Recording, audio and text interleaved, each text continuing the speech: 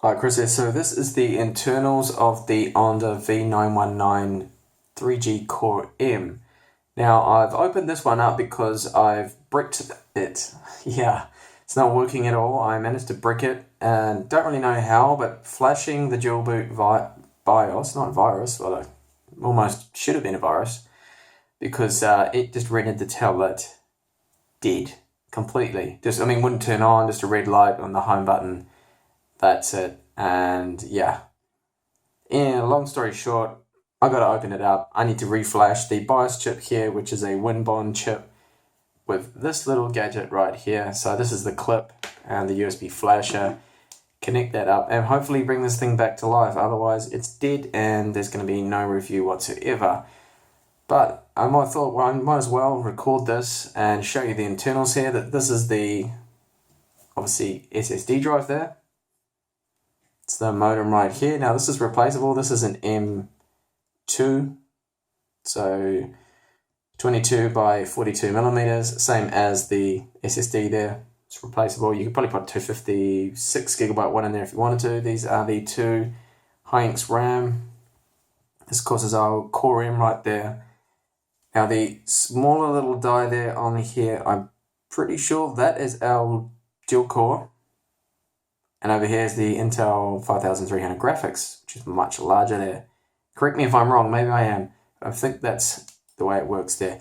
Now the 3G SIM slot here on my one doesn't seem to be working properly. Well, I can't seem to get it to detect any SIM cards I put in there the right way around, of course, and it's not working at all. There's the 5 megapixel autofocus camera there in the back, and then we have the micro SD card reader, headphone jack, HDMI, 3G and wireless antennas right here, the two battery cells. Now they've done quite a good job really with everything here. I think it looks pretty good. There was a problem with my microphone. It wasn't working at all and it seems to be wide and okay, but I did notice that there's like a little plastic seal around them, probably to stop vibrations or noise or it rattling around. That was covering the front of the microphone, probably causing it not to work too well. And there's just a small gap in the front of the glass there that allows the sound to get in to record. So it's not working good. Hopefully I have fixed that and just had a log and it seems to be okay. Now the speaker does actually seem to be stereo, but it just has that one slot at the bottom there. And what else can I show you here? Realtek chipset right here, that's our wireless. And this little Realtek chipset over, where is it? Right here, that's our sound. And not much else. Separate board down the bottom. Now the motherboard quality seems good. We have a metal bracket that is going around the outside here. And some of these screws were a little bit loose, so the guys that were assembling this obviously weren't too careful with that.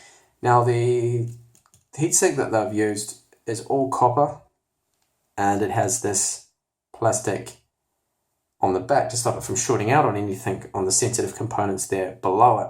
Now, I actually think they've done quite a good job with this, and they've also used quite a decent thermal paste there.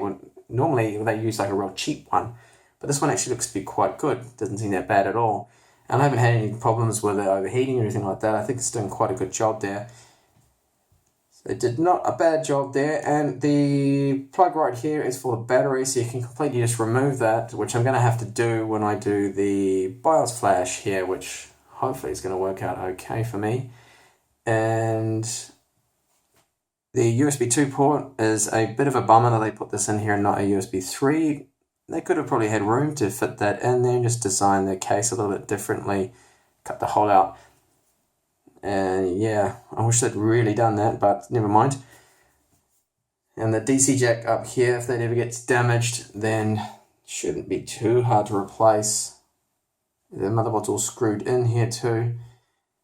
So overall, not too bad. The design of it, I think, is pretty good. The quality of the components, I mean, you've got Heatsink's proper brand stuff.